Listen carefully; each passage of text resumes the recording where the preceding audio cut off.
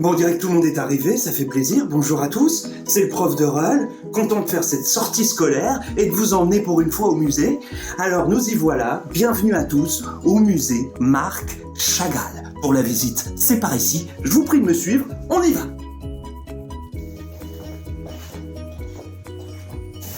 Alors, vous l'avez peut-être compris, le but du jeu ici, ça va être de vous faire mémoriser quelque chose, à savoir 12 récits. 12 récits inspirés par un peintre majeur du XXe siècle, j'ai nommé Marc Chagall. Ah, vous êtes là, merveilleux. On dirait même que tout le monde est arrivé, superbe. Alors je vous souhaite à tous la bienvenue, bonjour, c'est le prof de rôle, bienvenue au musée Marc Chagall, musée extraordinaire qui, j'espère, vous intéressera de manière majeure.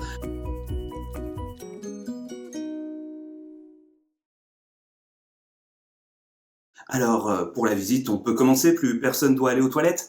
Non? Ok, c'est bon, on peut y aller, c'est par ici, suivez-moi. Voici donc dans l'ordre les 12 récits que vous allez pouvoir observer dans cette galerie d'art magnifique.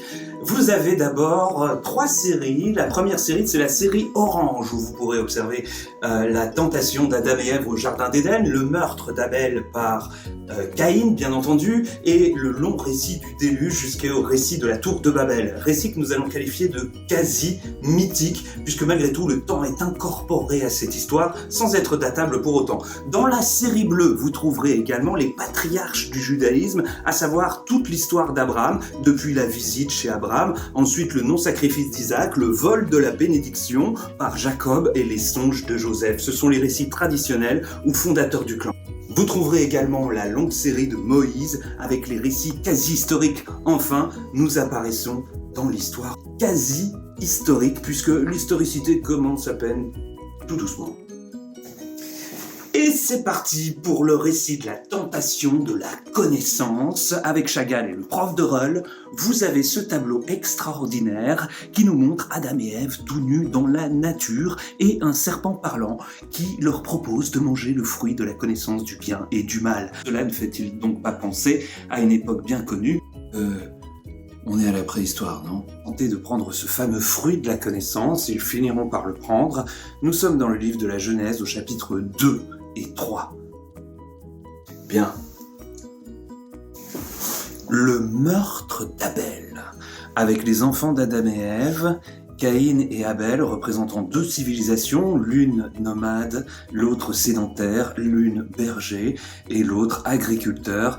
Caïn ne supportera pas le refus de son sacrifice, le refus de son offrande à Dieu. Caïn représentant également l'ingénieur, le forgeron de l'histoire, qui se retournera contre son frère, frustré par le refus de son propre sacrifice, et jaloux, il tuera son frère. Ah, les humains étant trop violents sur la Terre, Dieu en a marre et il décide d'envoyer le déluge sur la Terre. Dieu veut en finir, il veut recommencer sa création et il décide de tous les tuer. Il fait monter les eaux et extermine toute vie, car il veut recommencer sa création. Heureusement, il a demandé à Noé de construire une arche suite au déluge. Finalement, Dieu regrette son geste et son excès de violence et il fera alliance avec l'humanité tout entière. La tour de Babel va faire la critique de toute société dictatoriale basée sur une parole et une pensée unique. Dieu qui se penche sur la tour, qui est l'orgueil de l'humanité voulant égaler Dieu, et il la fait s'effondrer.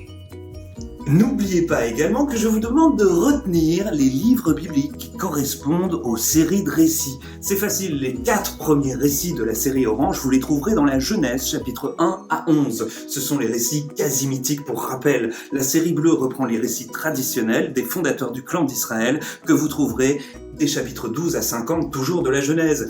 Les récits quasi historiques se retrouveront dans le livre de l'Exode et de Josué. En avant, c'est parti pour la série bleue, 2e salle de notre musée. Nous y trouvons maintenant la visite chez Abraham. Abraham doit quitter son pays et retrouver la terre que Dieu lui montrera. Il lui promet une descendance aussi nombreuse que les étoiles dans le ciel.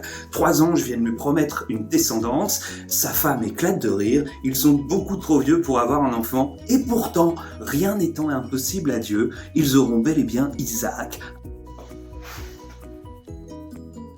non-sacrifice du rire, le non-sacrifice d'Isaac. Isaac, l'enfant que Abraham a eu tant de mal à obtenir. Nous sommes dans les croyances d'Abraham.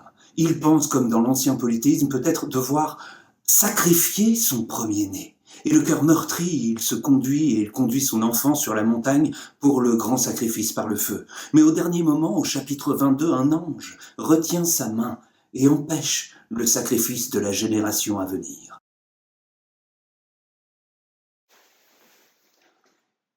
Isaac survivra. Il aura 2 enfants. Nous sommes au 3e récit de la série bleue. Il aura comme aîné Ésaü et Jacob, le second. Ésaü est poilu, il vit dans la nature, comme un animal. Jacob est plus rusé, plus intelligent. Il rusera d'ailleurs pour lui voler sa bénédiction, son droit d'aînesse, son droit d'héritage, grâce à sa mère, Rebecca, qui gardera pour le repas la peau de l'animal et lui posera sur les épaules, ce qui laissera à Isaac, devenu aveugle, l'incapacité de voir qu'il ne s'agit pas de son aîné. Et dernier récit de la série bleue, à présent, nous avons les songes de Pharaon. Joseph a le don d'oniromancier, il sait interpréter les rêves. Dès le départ de l'histoire, il va rendre jaloux tous ses frères, ses 11 frères, à propos d'une prosternation devant lui. Devenus jaloux, ils veulent le tuer, vont le vendre comme esclave en Égypte. Il finira par recevoir les faveurs de Pharaon, deviendra son conseiller. Pourquoi ? Car il a interprété son rêve. Fais des stocks pendant les années où tu le peux, car viendront 7 vaches maigres, et ce sera la famine. N'oubliez pas de vérifier vos connaissances des livres bibliques.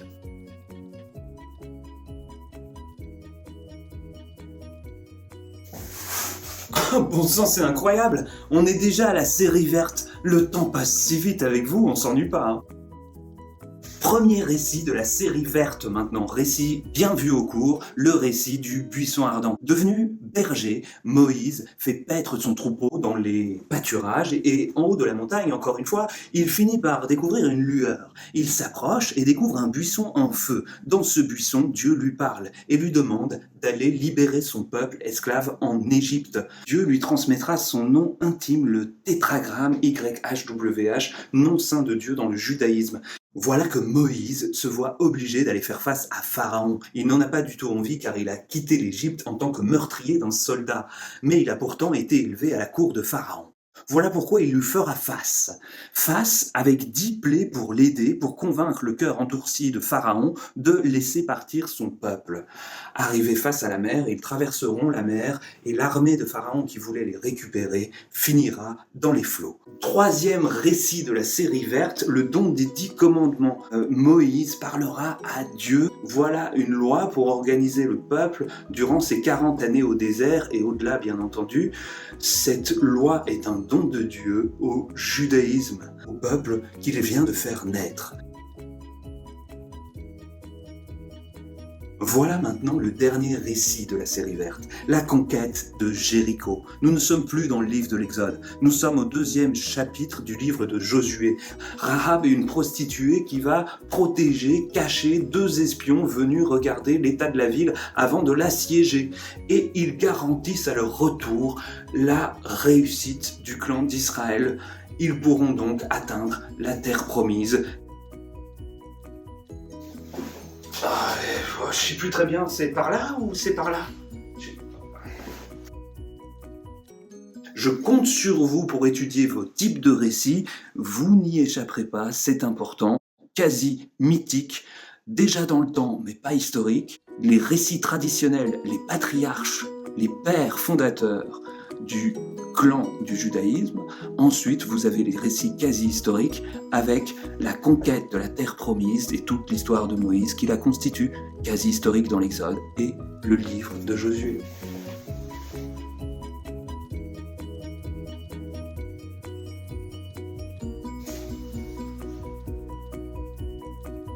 Merci pour votre visite, c'était un grand bonheur ce temps passé avec vous. Pour la boutique souvenir, c'est par là.